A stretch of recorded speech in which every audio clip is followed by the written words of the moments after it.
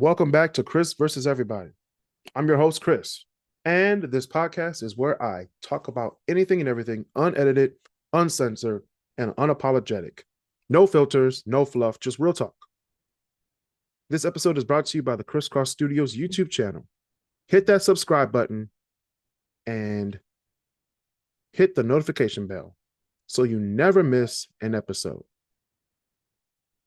And if you're listening on Spotify and Apple Podcasts, hit that follow button to stay up to date with every new episode as it drops.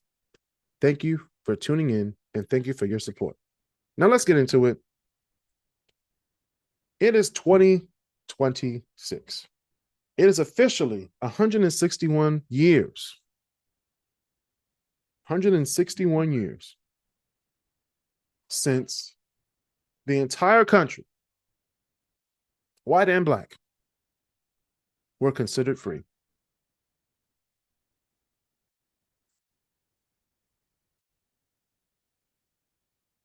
They say freedom was declared 161 years ago.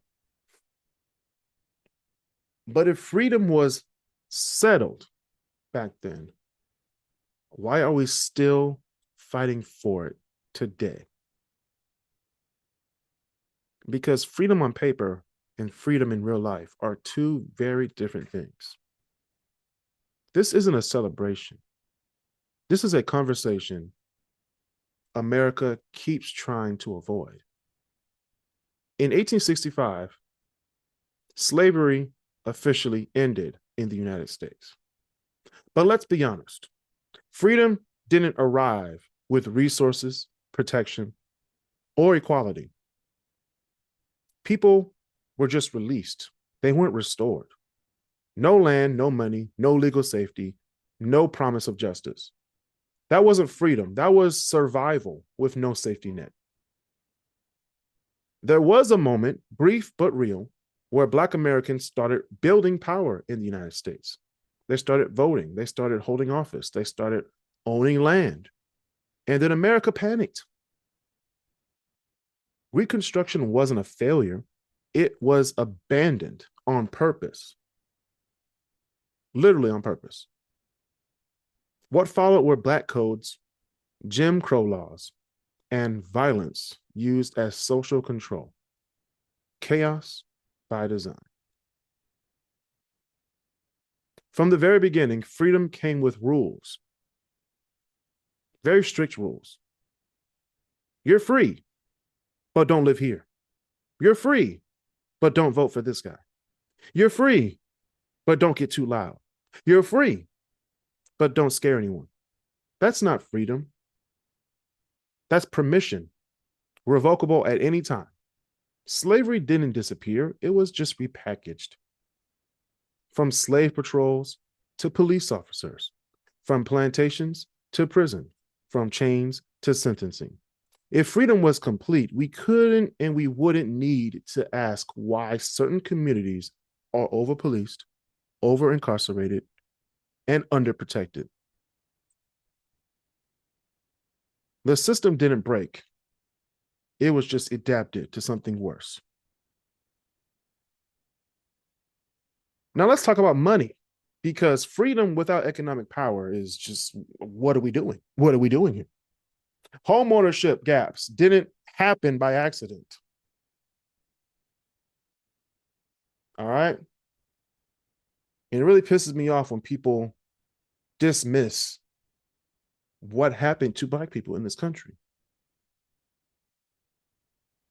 There is a very alarming reason why the suburbs across America are 95% white, and the cities, the urban centers of America, are over 80% Black.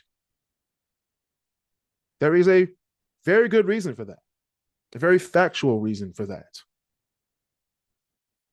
Home ownership gaps didn't happen by accident. Redlining didn't fade away. It evolved. Generational wealth wasn't lost. It was blocked.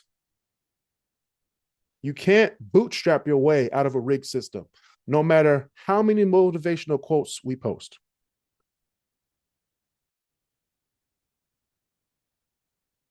And this conversation makes people uncomfortable because comfort depends on denial. If freedom isn't finished, then someone is still responsible. And silence protects comfort, not justice. People say, why can't we move on? I mean, because some people never got to arrive. Like we're still not where we're supposed to be. We need to keep on talking about it, or else we're doomed to repeat what just happened. Yes, we've made progress, and that matters. But progress doesn't mean the work is done. It doesn't mean that the work is done. It means we need to keep working. Civil rights weren't gifts. In this country of the United States, we Black people have been free for 161 years. We just got rights. We just got constitutional rights 60 years ago.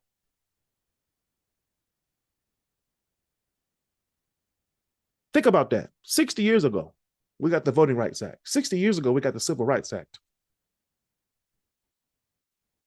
Civil rights weren't gifts.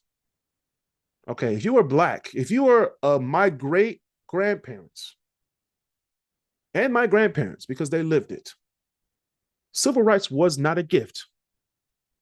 They marched, they demanded their civil rights. Some of them were killed, some of them were jailed. But they fought for my right to be on this podcast platform. Every inch of progress was fought for. Real freedom isn't just the absence of chains. It's equal protection under the law. It is economic access. It is healthcare, housing, and education. Freedom without fear. So the question isn't why are we still talking about this? The real questions are, who is freedom still conditional for? Who is freedom still delayed for? And why are we okay with that? 161 years later, freedom isn't a moment we passed. It is a movement we're still in today in 2026. It wasn't so long ago, 4 years ago, when Joe Biden signed the anti-lynching law, that lynching is now a hate crime. It was never deemed a hate crime until 2022. So yeah, we're still fighting. We're still fighting today in 2026. History did not end. Black history didn't end with slavery. It wasn't slavery and then the Civil Rights Act. You had 100 years between 1865 and 1965 when they finally had the Voting Rights and Civil Rights Act in 1865. Those 100 years, just those 100 years, let alone the centuries of slavery, those 100 years in this country when we were quote unquote free is why we have 95% white suburbs and 80% Black inner cities. And I have a book, The Color of Law. I'll put the link in the description below. Read it. It gives you all the history you need to know. All the laws, all the legal ways this country has kept people of color, so specifically Black people, down.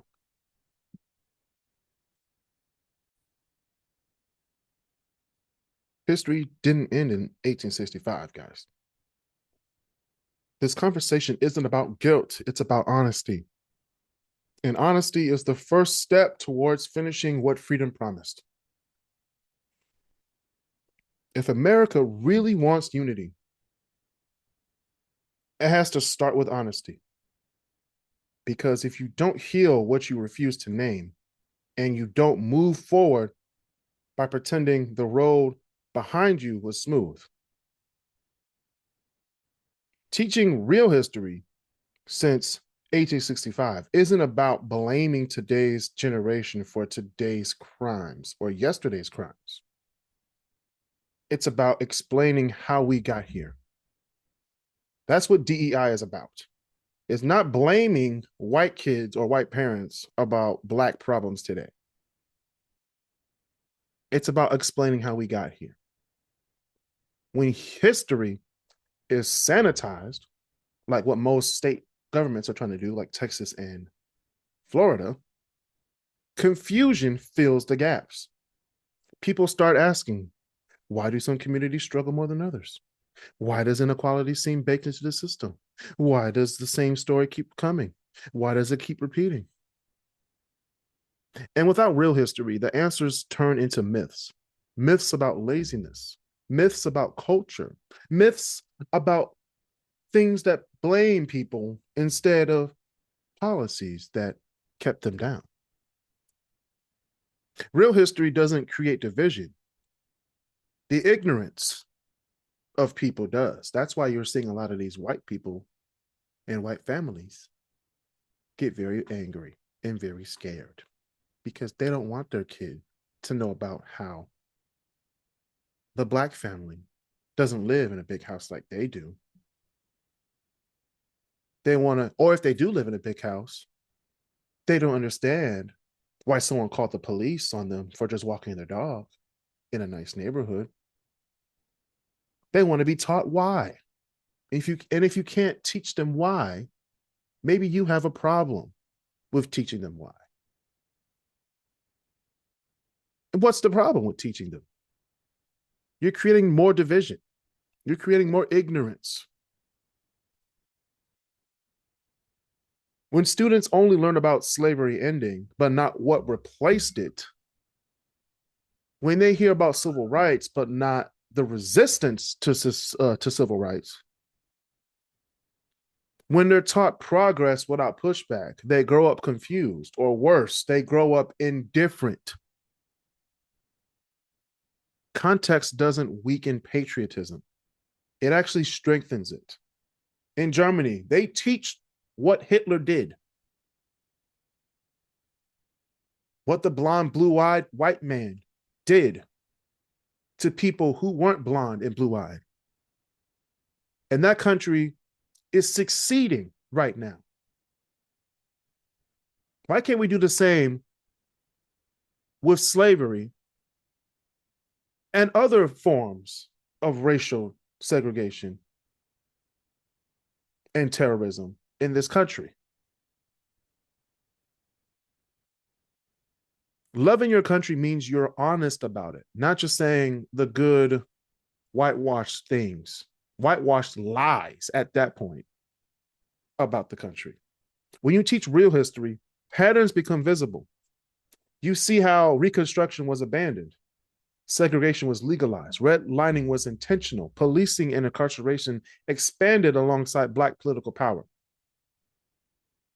And once you see those patterns, you stop calling everything random. History becomes the blueprint, not the mystery. The fear isn't that history will divide us. The fear is that people will connect the dots, that they'll realize inequality isn't accidental, that systems didn't just fail. Choices were definitely made. And some of those choices are still being defended today. Teaching real history since 1865 isn't anti-American. It's the truth. It's pro-truth, pro-growth, pro-future. Because freedom doesn't survive on mythology. It survives on memory, accountability, and courage.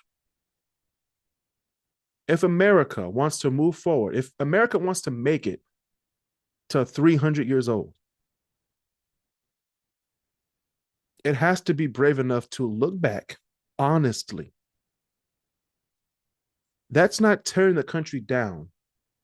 That's how you finally finish building what the founding fathers wanted. And that has been another episode of Kris versus Everybody. The book that I referenced, The Color of Law, is in the description below. Thank you for listening and have a good day.